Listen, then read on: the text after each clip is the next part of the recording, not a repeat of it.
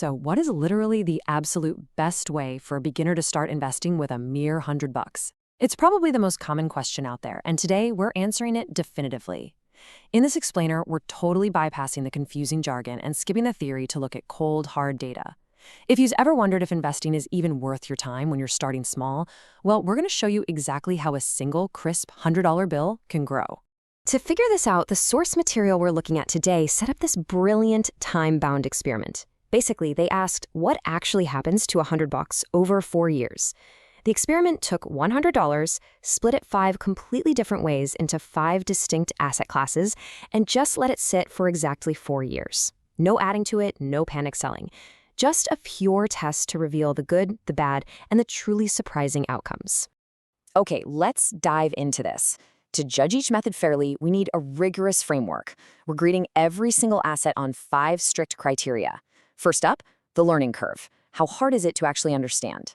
Second, passive income potential. Will this asset pay you just for holding it? Third, tax efficiency. How much are you going to lose to the government? Fourth, the risk level. How likely are you to lose your shirt? And fifth, of course, the results. What is that original $100 actually worth today? So here is our roadmap for the experiment. Number 1, the gambles. 2, the tangibles. 3, the holy grail. And 4, the verdict. All right, let's kick things off with section 1, the gambles. We're talking high risk, high reward. First up in the gamble category, we've got individual stocks. Now, buying an individual stock simply means you're securing direct, fractional ownership in one specific company you believe in. But listen, for beginners, this is a really high-effort arena where extreme volatility lives. You're tying your entire $100 to the fate of one single executive team and one product line. It requires real analysis of financial statements, not just picking a brand because you kind of like their logo. Looking at the report card here, the learning curve is frankly exceptionally high. You really need to know how to read balance sheets and understand price-to-earnings ratios to actually value a company. Passive income is pretty good, as a lot of established companies pay out dividends. Tax efficiency is also great, assuming you buy inside a tax-advantaged retirement account. But you got to look at that final metric. Risk is high.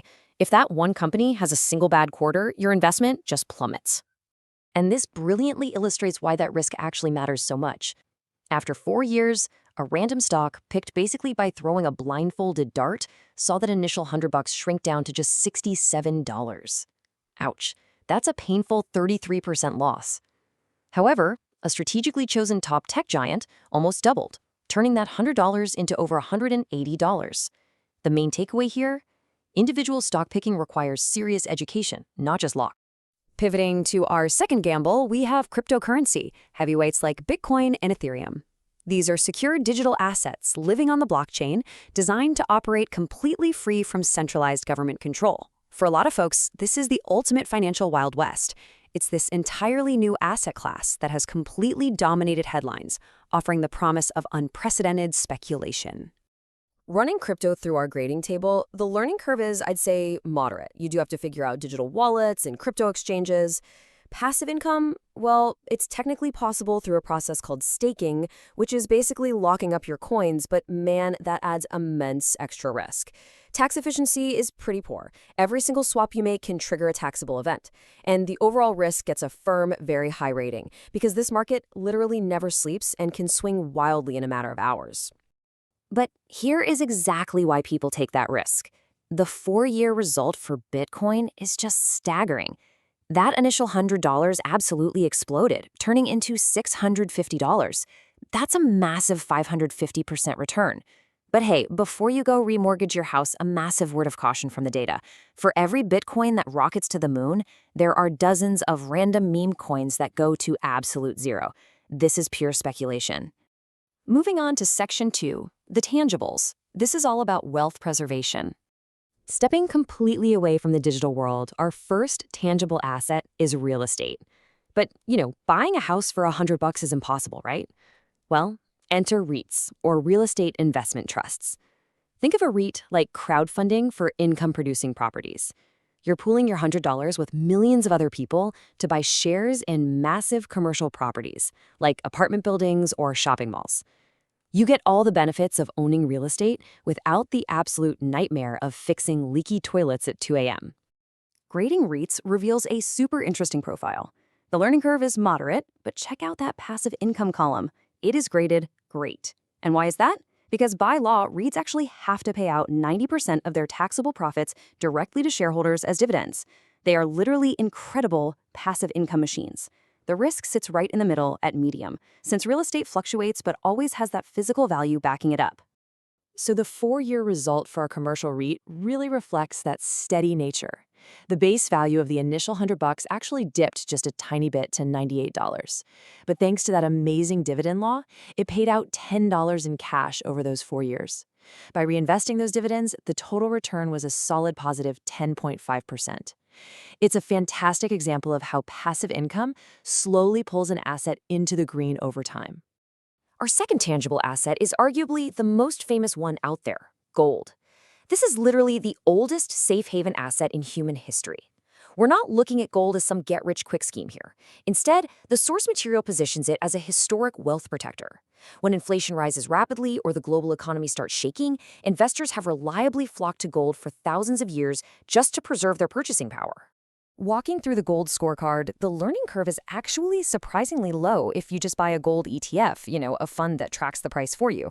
But you really have to note the passive income here. It's absolutely zero. Gold doesn't invent new products, it doesn't pay dividends, it just sits there looking shiny.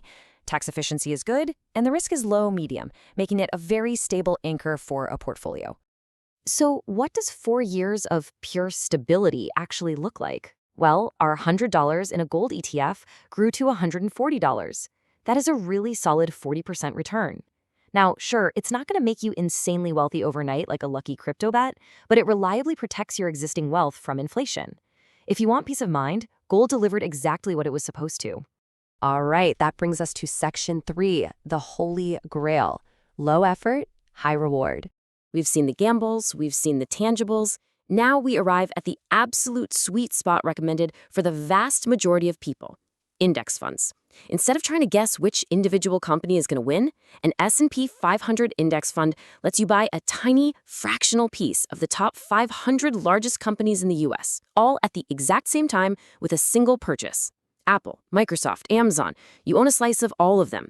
It is instant, unparalleled diversification. Now, what's really interesting about this scorecard is how index funds just absolutely dominate the beginner rubric. The learning curve is incredibly low. You literally just buy the market and do nothing else. Passive income is moderate, offering a nice blended dividend from those 500 companies. Tax efficiency is excellent, especially in retirement accounts. And because your money is spread out so widely, your risk is remarkably low. If one company fails, the other 499 prop you up.